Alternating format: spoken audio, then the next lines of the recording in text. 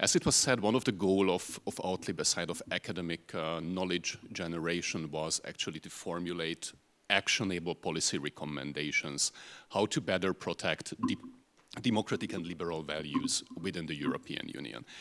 And we just did exactly that. In the coming weeks, 3 policy papers will be published focusing on the topics of how to protect media freedom, how to protect gender rights, and better protect civil society in the European Union.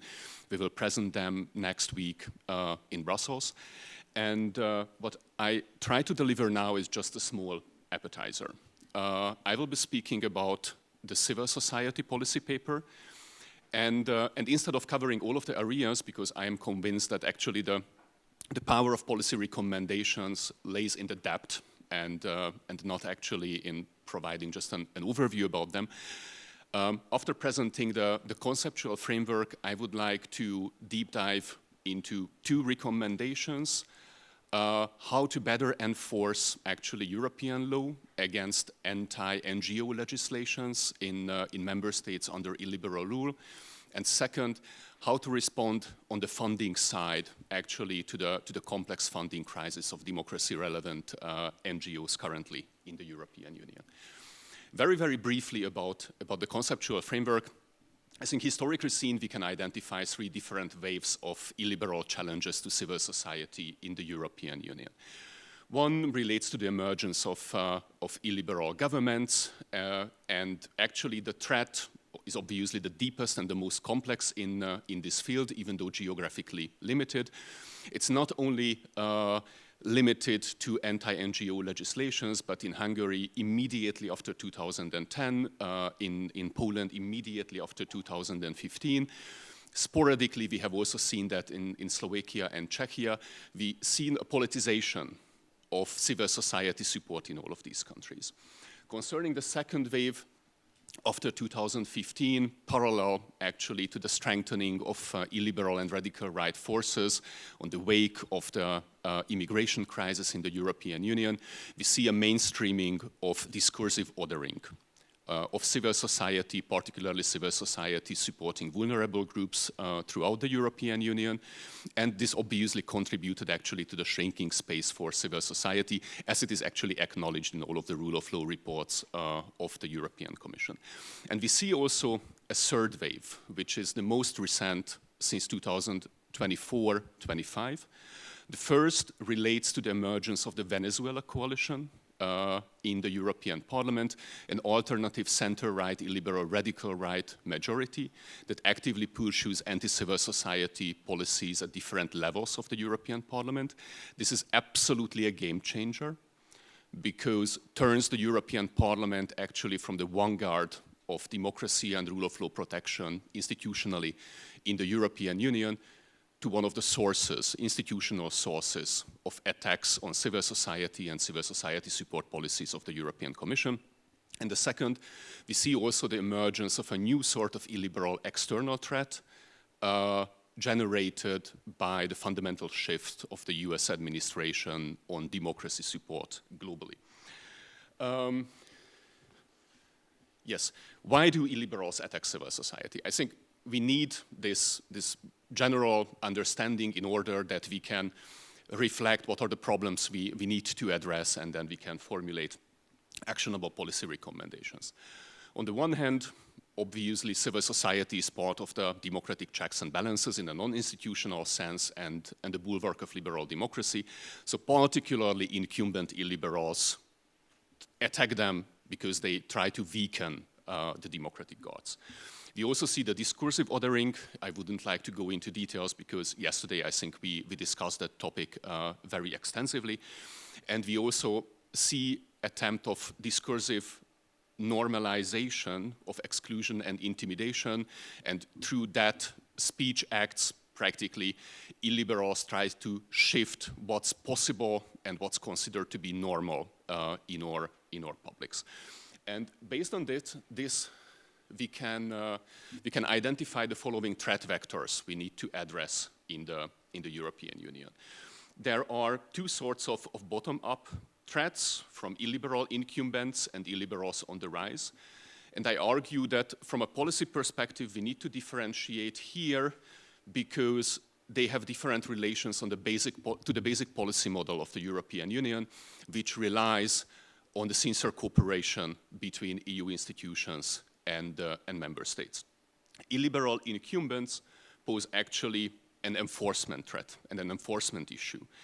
And in these cases, obviously, EU institutions cannot rely on cooperation with member states' governments when they would like to protect EU values and civil society. We have illiberals on the rise, and actually this is the threat which is officially and widely recognized by EU institutions. If you open the EU civil society strategy, which was just recently published in November of last year, this is almost exclusively the threat source they deal with, which is, and this is one explicit criticism of the policy paper to the civil society strategy, in absolute desynchronous state with the democracy shield, the other democracy protection strategy published by the European Commission. We have top-down threats since the last European Parliament elections originating from the Venezuela coalition. And just very briefly to mention some of the practical consequences, we have seen intimidation of the European Commission and its civil society support activities by the Budgetary Control Committee of the European Parliament, which resulted actually in backtracking on the part of the European Commission when it came to the LIFE program supporting environmental NGOs by the Commission.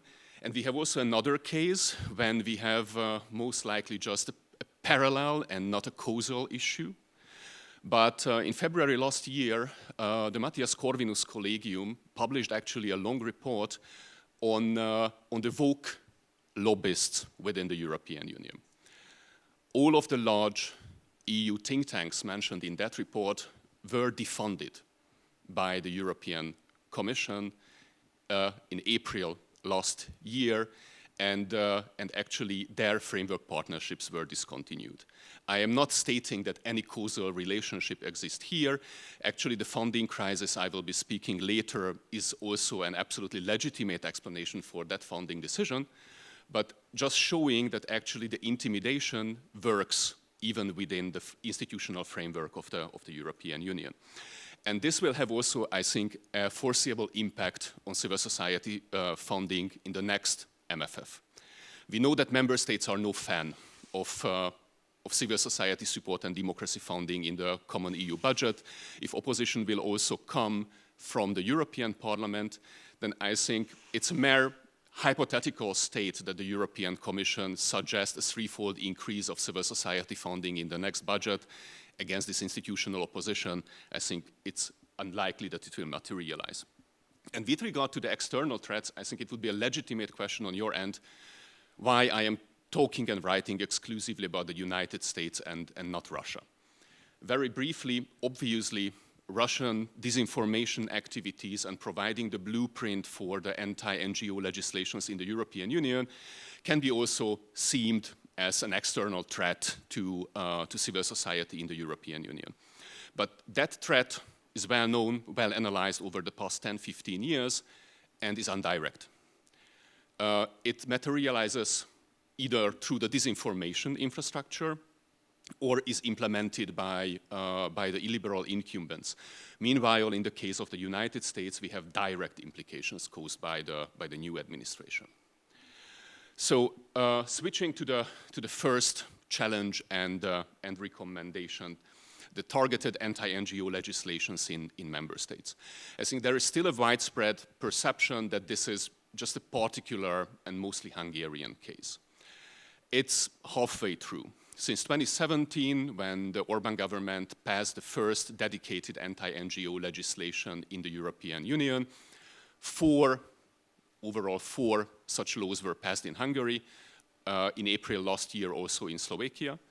But this is a blueprint, and we see the spreading of this blueprint.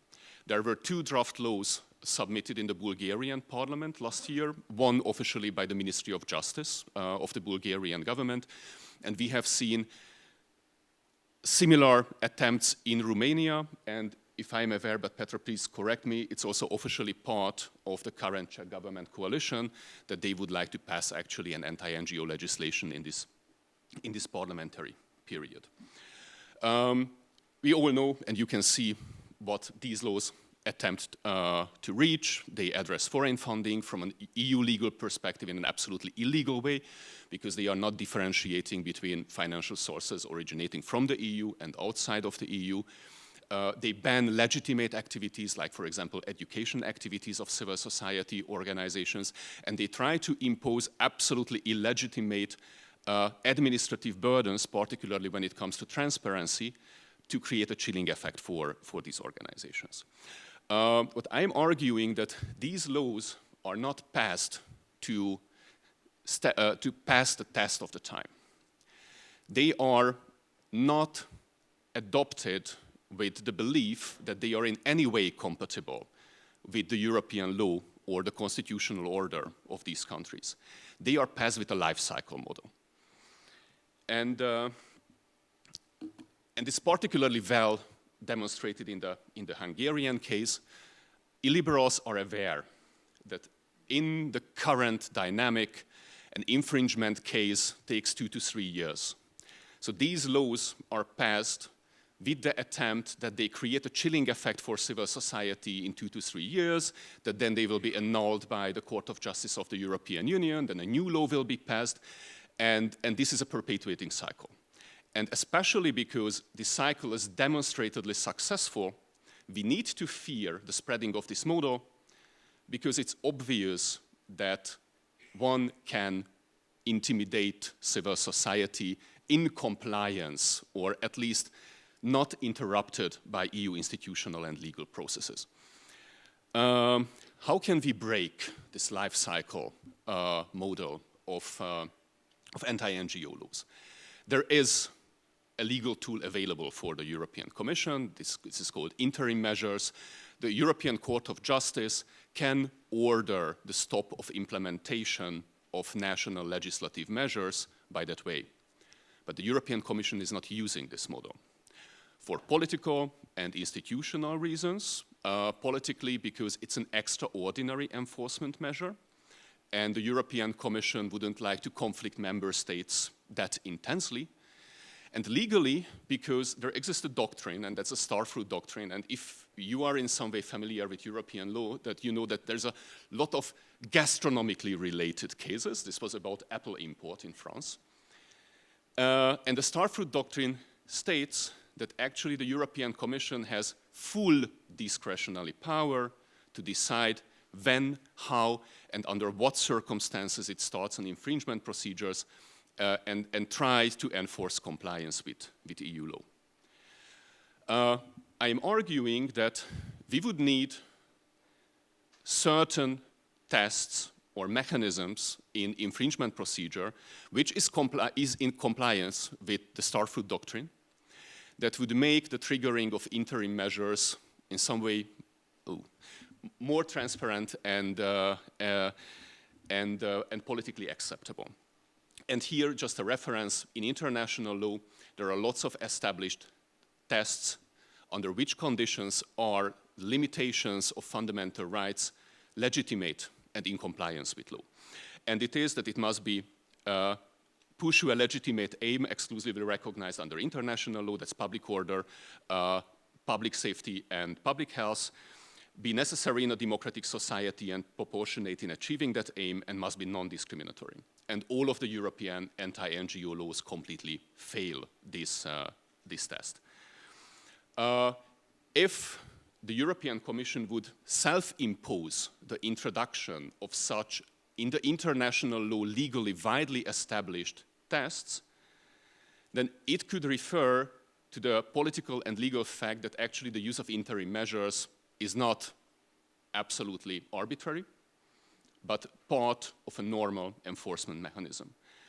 And the question is whether it would remain compliant with the star-fruit doctrine. And I am arguing that it would, because the European Commission would still absolutely in charge of the infringement measure and the infringement procedure.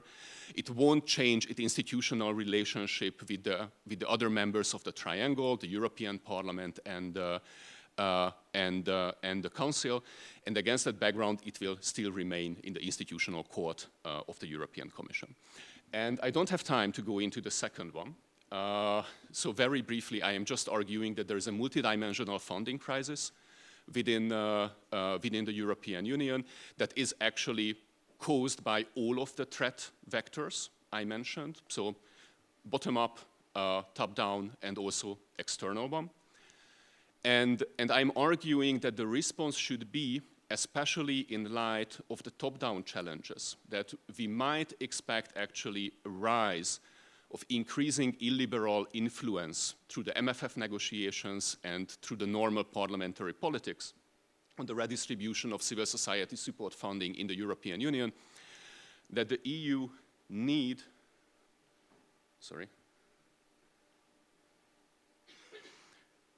that the EU needs to diversify and actually insulate new forms of civil society funding within the European Union, new institutions and implementers which in good times can cooperate with the European Commission, but in bad times would allow the continuation of democracy-relevant civil society funding, even if at least a couple of like-minded and democratic member states are ready to invest in it.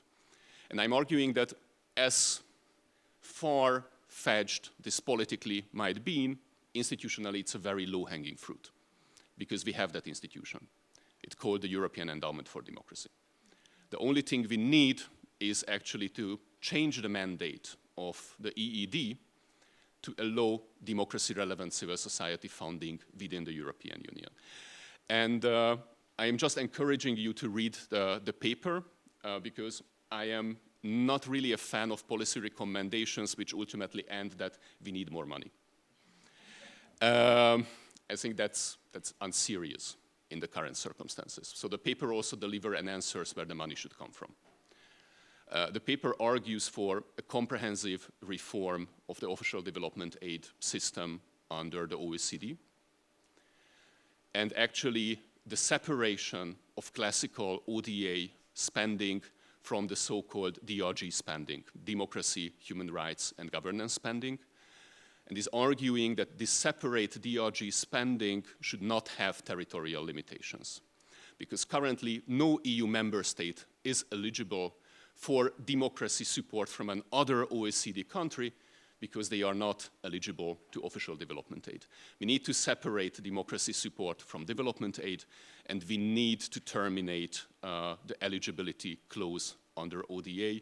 And I think this is the way where we could create a supportive system for democracy-relevant civil society organizations that can survive the coming years of continuous illiberal surge in the EU. Thank you so much.